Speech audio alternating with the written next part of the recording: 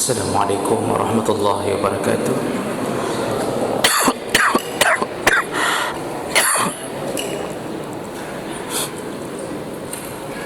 Alhamdulillahi rabbil alamin.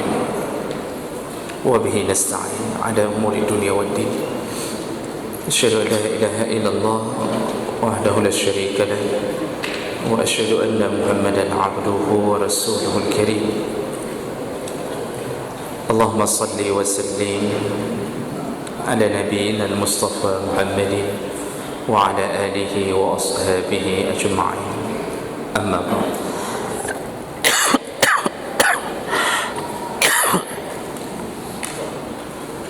Rabbi shrah li sadri wa yassir li amri wahlul 'uqdatam min lisani yafqahu qawli. Segala puji bagi Allah, kemudian salawat dan salam kepada Rasulullah, pada keluarga dan seluruh sahabat-sahabatnya.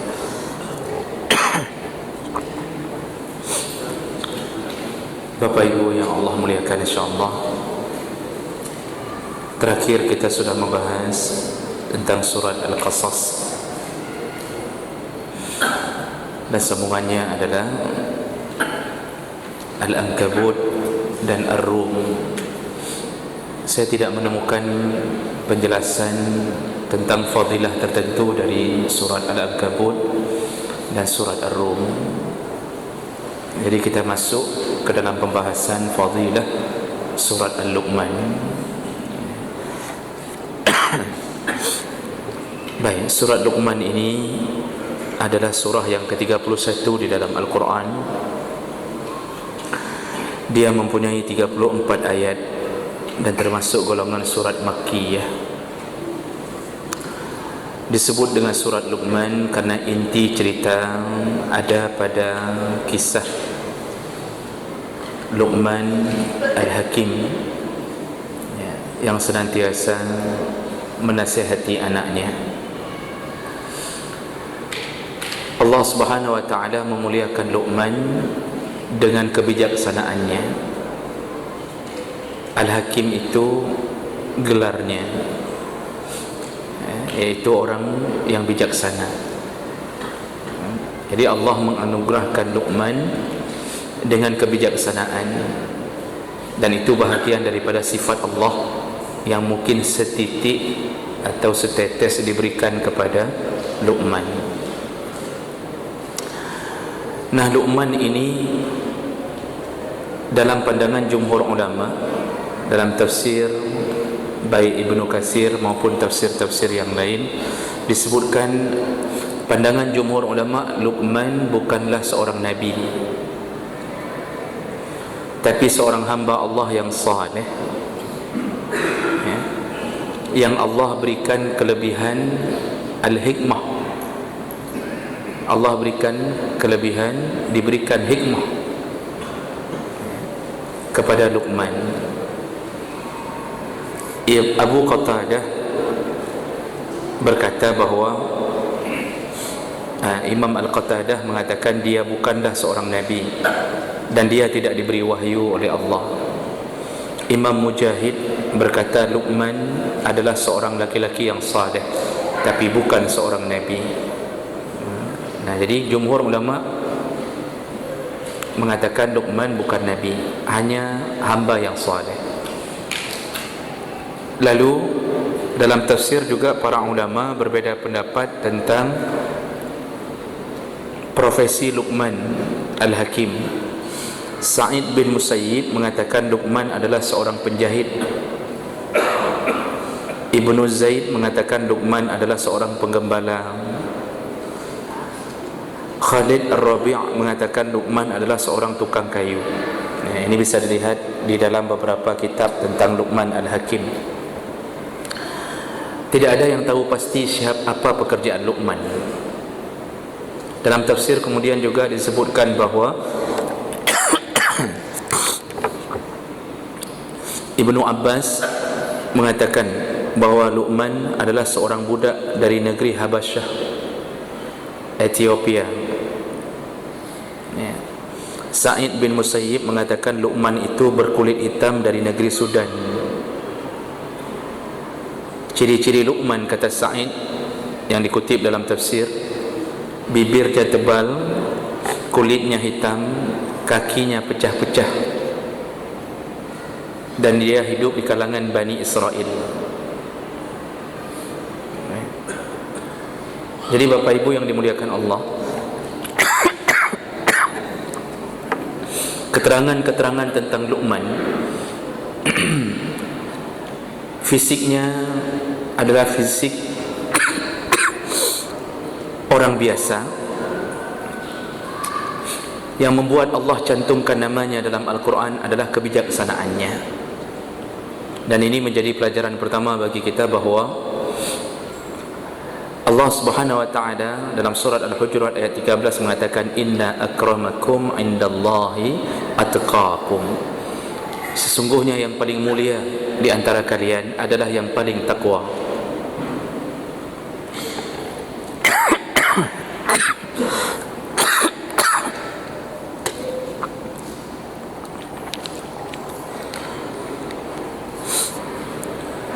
Kulit boleh hitam, rambut boleh keriting, penampilan tidak meyakinkan, tapi ketakwaan itulah yang menjadi ukuran dari sisi Allah Subhanahu wa taala. Jadi bukan keturunan, walaupun keturunan Nabi, tapi kalau tidak takwa, tidak ada apa-apanya di sisi Allah.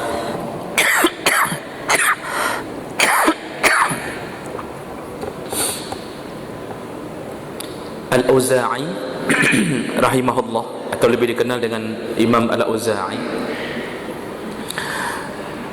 berkata bahawa Abdul Rahman bin Harmalah berkata, ada seseorang yang berkulit hitam menghadap Sa'id bin Musayyib dan ingin menanyakan sesuatu.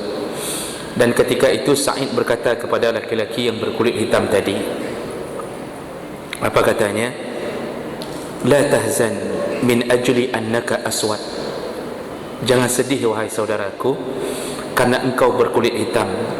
Fa innahu kana min akhyarin nas. Karena ada orang-orang terbaik tiga orang, ya, orang-orang terbaik tiga orang, minas Sudan, yang berasal dari Sudan dan berkulit hitam, yaitu Bilal bin Rabah, wa Mihja' maula Umar bin Al-Khattab, lalu Mahja' budaknya Umar bin Khattab, wa Luqman Al-Hakim, dan Luqman Al-Hakim. Jadi Sa'id bin Musayyib salah seorang tabi'in mengatakan bahawa kemuliaan itu bukan terletak pada fisik, tapi terletak pada ketakwaan. Dan contoh di dunia ini ada tiga orang berkulit hitam yang dimuliakan Allah, yang sudah jelas kemuliaannya, yaitu Bilal bin Rabah, Mihja' budaknya Umar bin Khattab yang kemudian dimerdekakan, dan Luqman Al-Hakim. Ini menunjukkan keterangan bahawa Luqman berkulit hitam. Jadi tadi Sa'id mengatakan jangan sedih, maka kita yang berkulit hitam jangan sedih, Pak, karena itu bukan ukuran. Banyak orang hari ini melihat fisik, padahal mungkin saja Allah beri kepada mereka yang nampaknya fisiknya sederhana tapi mulia di penduduk langit. Banyak orang mengejar kemuliaan di penduduk bumi, padahal rendah di mata penduduk langit. Nah, jadi Luqman itu terkenal bukan karena fisiknya, tapi terkenal karena kebijaksanaannya. Nah, salah satu yang Allah anugerahkan Luqman adalah walaqad ataina Luqman al-hikmah. Kami telah memberikan Luqman hikmah. Apa itu hikmah? Hikmah itu secara bahasa itu bermakna sesuai dengan kebenaran. Itu hikmah, atau meletakkan sesuatu pada tempatnya. Dan orang-orang yang diberikan hikmah itu pemilik hikmah, memiliki akal yang selalu dibimbing oleh Allah dan mempunyai pemikiran yang lurus, sehingga orang tersebut disebut dengan Al-Hakim. Makanya Luqman diberi gelar Al-Hakim karena pikirannya yang sehat dan selalu di bawah bimbingan Allah Subhanahu wa taala. Jadi hikmah itu mempunyai beberapa makna yang dijelaskan oleh para ulama, di antaranya benar dan lurus dalam perkataan dan perbuatan, atau meletakkan sesuatu pada tempatnya, atau memiliki pemahaman yang baik dan benar sesuai dengan ilmu yang didapatkan dari Allah, benar dalam keyakinan dan mempunyai akal yang sehat sehingga menghalangi pemiliknya dari terjadinya maksiat. Ini kalau Allah berikan hikmah. Jadi hikmah itu anugerah, kebijaksanaan itu anugerah Allah, pemberian Allah, bukan kita yang mengusahakannya.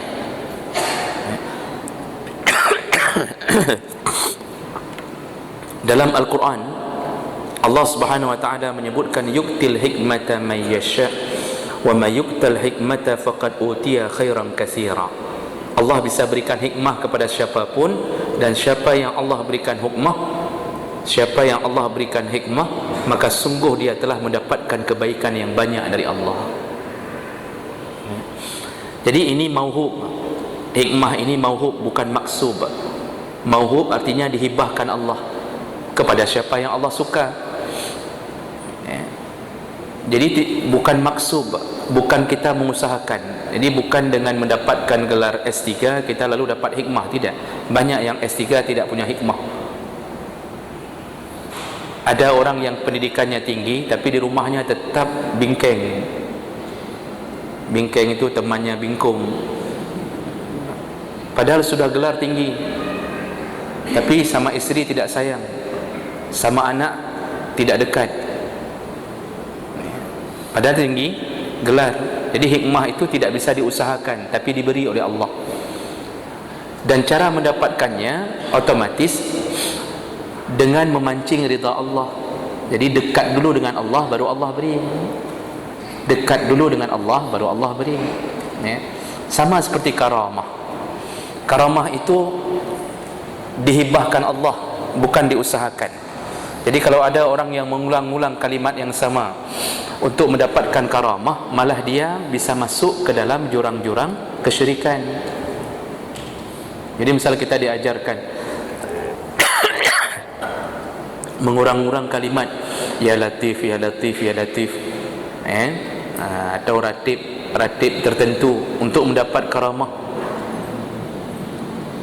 Karamah itu tidak diusahakan, tapi dapat diberikan oleh Allah.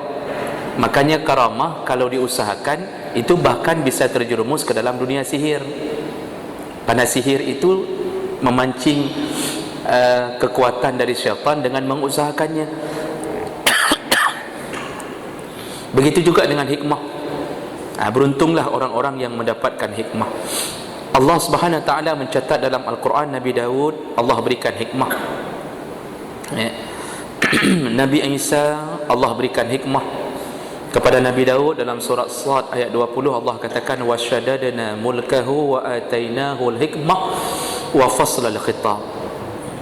Dan kami kuatkan kerajaan Daud dan kami berikan kepadanya hikmah dan kebijaksanaan dalam menyelesaikan perselisihan. Jadi Daud pun diberikan hikmah. Nabi Isa Allah katakan dalam surah Al-Maidah 110 wa iz allamtukal kitaba wal hikmah, kami mengajarkan kepadamu untuk faham kitab yaitu Injil dan kami berikan kepadamu hikmah. Nabi Muhammad Allah katakan dalam surat Nisa 113 wa anzalallahu alaikal kitaba wal hikmah, Allah turunkan kepadamu Al-Quran dan hikmah. Jadi semuanya Allah pilih. Allah suka-suka Allah memberikan hikmah kepada seseorang. Orang kalau sudah diberikan hikmah, ciri-cirinya dia dekat dengan Allah dan selalu dalam keadaan bijaksana dalam menghadapi masalah. Masalah itu bukan hanya masalah dalam pekerjaan, tapi semua masalah, terutama dalam urusan-urusan yang berhadapan dengan perselisihan manusia. Inilah yang membuat surat itu disebut dengan surat Luqman, karena kebijaksanaan Luqman. Baik, kalau begitu Apa fadilah yang kita bisa dapatkan dalam surat Luqman? Yang pertama, Allah mengajarkan melalui surat Luqman, melalui kisah Luqman, untuk sering-sering berwasiat, sering memberi wasiat kepada ahli keluarga. Allah Subhanahu wa taala berkata dalam surat Luqman ayat 13, wa idz qala Luqmanu li ibnihi wa huwa ya'idhuhu. Jadi bahasa Allah, ingatlah Muhammad ketika Luqman berkata kepada anaknya, dan di saat itu ya'idhuhu, dia sedang memberi mau'izah. Jadi Luqman itu memberi pelajaran, memberi wasiat. Bapak Ibu yang dimuliakan Allah, memberi wasiat hukumnya sunnah. Dan ini jarang dilakukan oleh kaum muslimin hari ini. Rasulullah sallallahu alaihi wasallam berkata dalam hadis riwayat Bukhari Muslim, "Ma haqqu mri'in muslim lahu syai' yuridu an yusiya fihi yabitu lailatan illa wa wasiyatuhu maktubun 'indah." Tidak pantas bagi seorang muslim yang melewati 2 malam tanpa ada wasiat yang sudah dia persiapkan. Tidak pantas. Seorang muslim tidak pantas melewati 2 malam, maksudnya 2 hari, tapi belum ada wasiat yang dia siapkan. Ini kita, sudahkah ada wasiat untuk anak kita? Sudahkah ada sesuatu yang tertulis kalau kita meninggal? Padahal kita mungkin sudah hidup sekitar 40, 50, 60 tahun, tapi ada yang belum mempersiapkan wasiat. Nah, wasiat yang dimaksud bukan hanya wasiat harta, tapi yang lebih utama adalah wasiat yang bentuknya ketakwaan, memberi wasiat ketakwaan. Dan inilah yang dilakukan Luqman.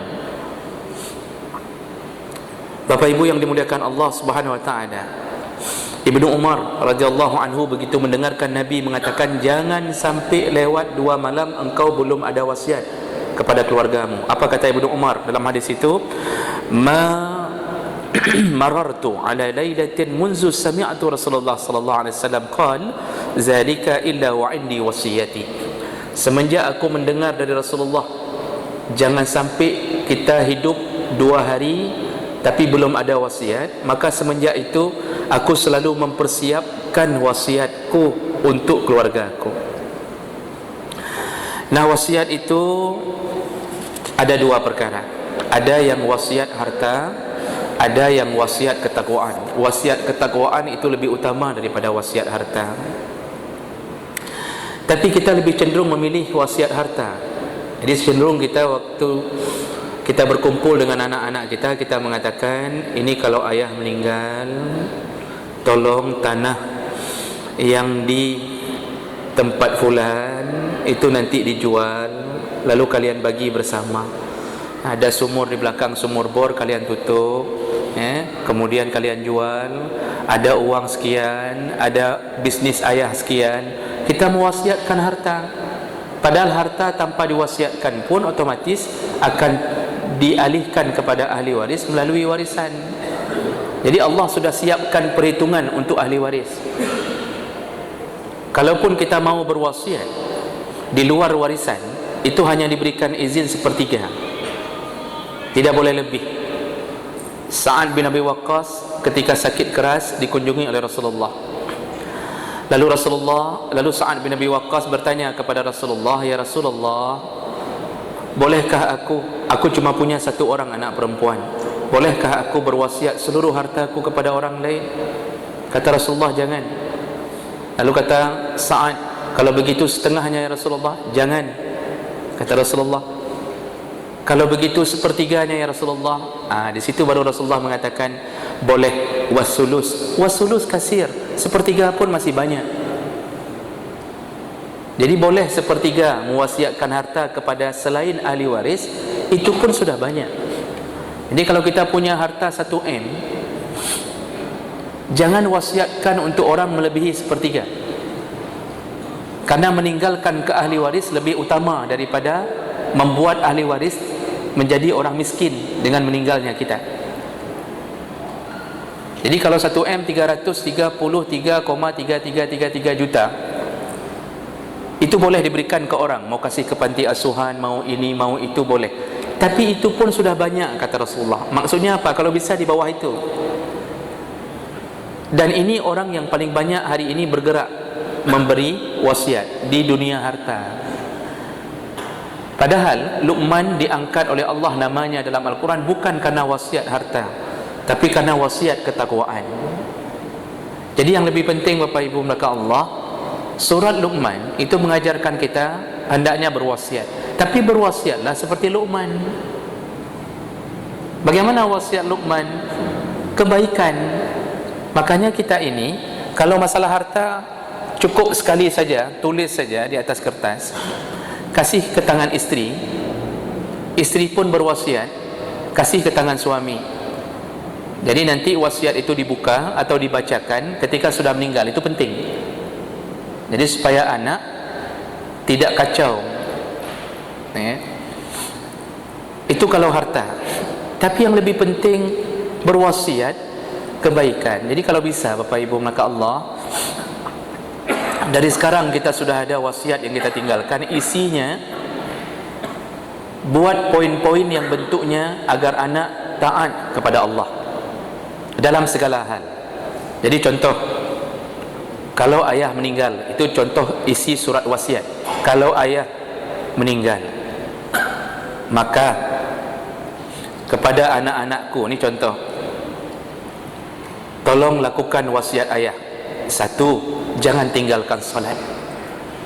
2, sering-seringlah bersedekah. 3, jangan kahwin lagi. Misal contohnya begitu. Karena ayah sudah menderita gara-gara kahwin lagi. Misal begitu. Jangan tinggalkan Al-Quran. Jangan syirik. Jangan lakukan kesyirikan. Itu sudah mulai kita berwasiat. Lalu sampai kita berwasiat, nak, jangan cari pekerjaan yang haram. Jangan tes untuk masuk ke dunia haram. Tes pun jangan. Jangankan kerja, tes pun jangan. PNS boleh, buat dalam kurung PNS boleh. Tapi jangan di dunia haram. Sampai begitu harus berwasiat. Kenapa? Karena wasiat itu lebih didengarkan oleh keturunan kita daripada nasihat kita hari-hari kadang-kadang. Makanya ketika orang meninggal itu semuanya berpatokan kepada wasiat. Jadi misalnya ada anak yang mau tes ke kerja fulan, ibunya mengatakan, enggak teringat kamu wasiat ayah bahwa kamu enggak boleh kerja di tempat yang haram. Ayah tidak rida. Itu biasanya lebih didengarkan daripada nasihat kita hari-hari. Makanya perlu sekali berwasiat. Ini Bapak Ibu pulang setelah ini langsung duduk tulis, tapi dengan tulisan yang bisa dibaca. Jangan berwasiat tulis tapi tulisan tak bisa dibaca. Tidak ada satu pun yang tahu apa maksudnya. Perlu. Jangan lewat 2 malam. Ini malam apa? Malam Rabu. Kalau bisa malam Jumat sudah ada wasiat itu. Simpan dalam amplop, kasih ke istri. Apalagi kita ini yang sudah beruban, berambut putih, yang kira-kira kita hampir-hampir dekat dengan panggilan sakaratul maut, itu sudah saatnya berwasiat. Ini kadang-kadang enggak ada satu pun. Jadi kalau kita meninggal, kita enggak pernah memberikan nasihat ketakwaan kepada anak-anak kita. Wasiat itu kalau di sisi orang kita itu seakan-akan enggak boleh dilanggar, padahal ada wasiat yang boleh dilanggar. Wasiat yang melanggar syariat itu boleh dilanggar. Tapi karena ada orang yang kadang-kadang kurang ilmunya, tidak berani melanggar wasiat saking taatnya ke wasiat. Contoh kejadian, sebulan yang lalu atau 2 bulan yang lalu terjadi sengketa antara seorang anak dengan seorang ibu. Ibunya dibawa ke pengadilan oleh anaknya. Lalu ibunya berkata, aku tidak rida terhadap susu yang telah kuberikan kepadanya. Gara-gara ibunya marah, anaknya bawa dia ke pengadilan. Dia minta dikembalikan susunya. Bagaimana mau mengembalikan susu itu? Kenapa ibu itu mengatakan begitu? Ternyata anaknya menyeretnya ke pengadilan gara-gara ibu ini mentaati wasiat suaminya yang almarhum. Suaminya berwasiat kalau dia meninggal tidak boleh harta itu jangan dibagi dengan sistem warisan, disuruh tinggal bersama. Jadi rumah nggak boleh jual, semua nggak boleh jual, disuruh pakai bersama. Anaknya orang berilmu, anaknya mengatakan ada hak kami di situ. Jadi anaknya memohon supaya dijalankan warisan. Ibunya nggak mau karena taat, katanya ini wasiat ayah.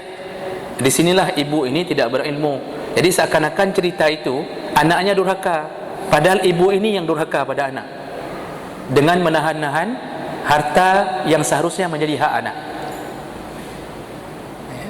Kesalahan kita paling banyak hari ini yaitu tidak membagi warisan, apalagi ada wasiat seperti itu. Padahal wasiat seperti itu melanggar syariat, karena hukum berbagi warisan adalah wajib. Kalau ada yang memberi wasiat jangan bagi warisan, semua tinggal bersama saja dalam satu rumah, itu wasiat itu boleh dilanggar karena melanggar syariat. Nah, jadi sampai begitu taatnya orang kepada wasiat, padahal wasiat itu tidak benar. Jadi kalau sudah begitu, ambillah kesempatan untuk berwasiat. Berwasiat itu boleh lisan, boleh tulisan, tapi yang lebih kuat tulisan. Karena tulisan selalu diulang-ulang, dibaca, ditempel. Kalau lisan kadang-kadang lupa. Jadi kalau hari raya, kalau anak-anak sedang berkumpul, itu utamakan berwasiat. Jadi kita utamakan Bapak Ibu, kalau anak sedang kumpul, kumpulkan kumpulkan semuanya, sempatkan bapak berbicara.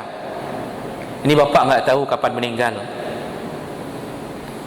Dengarkan wasiat bapak bahwa kalau bapak meninggal begini, kalian begini, jangan saling bermusuhan, jangan sampai putus silaturahim. Itu usahakan ada setiap kali berkumpul anak-anak. Paling kurang hari raya, satu hari raya sekali kumpul, besoknya mau hari raya, itu malamnya kumpul dulu. Utamakan begitu. Dan itu jarang terjadi, jarang sekali ada keluarga yang mengumpulkan anak lalu sengaja ayahnya duduk memberi nasihat wasiat kepada anak. Kalau saya meninggal, jarang. Kenapa jarang? Karena tidak terbina hubungan yang harmonis. Jadi nggak biasa, kayaknya seperti aneh kalau ngumpulin anak lalu bicara dengan sengaja. Lagi penceramah menganggap agak aneh, bapak kok hari ini kok kayak ustaz bapak ni, kata anak-anak kita sudah malu, nggak berani bicara lagi. Padahal begitulah yang paling bagus. Dan itu jarang terjadi. Silakan lihat orang tua kita, Pak, pernahkah, kecuali ada yang melakukannya, tapi sedikit, jarang dikumpulkan anak lalu mengatakan ini nak nanti begini, jarang. Makanya kita biasakan memberi wasiat. Ini adalah salah satu bahagian yang paling penting dalam surat Luqman, yaitu memberi wasiat kepada anak dan utamakan wasiat ketakwaan. Baik, itu fadilah yang pertama. Saya mencatat hanya 2 fadilah, ya, dan ini yang paling banyak ditulis dalam tafsir. Yang kedua, surat Luqman, melalui surat Luqman Allah mengajarkan pentingnya mendidik anak, ya, pentingnya mendidik anak melalui nasihat agama. Jadi ini pelajarannya adalah mendidik anak. Bapak Ibu yang dimuliakan Allah, investasi kita yang paling kuat adalah anak. Paling kuat. Anaklah yang bisa membuat kita terhalang dari api neraka. Ibnu Mas'ud dalam salah satu asar, dia punya anak perempuan. Setiap kali anak perempuannya mendatanginya, dia peluk, dia cium, lalu dia mengatakan, selamat datang ya satir walidayka minan nar. Selamat datang anakku, inilah anakku yang bisa menghalangiku dari api neraka. Itu bahasa-bahasa Ibnu Mas'ud. Kalau dia peluk anaknya, dia bilang, engkaulah anakku yang bisa menghalangiku dari api neraka. Karena Nabi berjanji. Contohnya, Rasulullah pernah mengatakan, barang siapa yang Allah berikan 2 anak perempuan atau 3 anak perempuan, lalu dia mendidiknya menjadi anak yang salihah, maka haram orang tuanya masuk neraka Allah. Haram orang tuanya dimasukkan neraka Allah. bapa ibu yang punya anak perempuan, tapi syaratnya didik menjadi anak salihah. Jabir bin Abdullah lalu bertanya. Jadi Nabi pertama mengatakan 3 anak perempuan.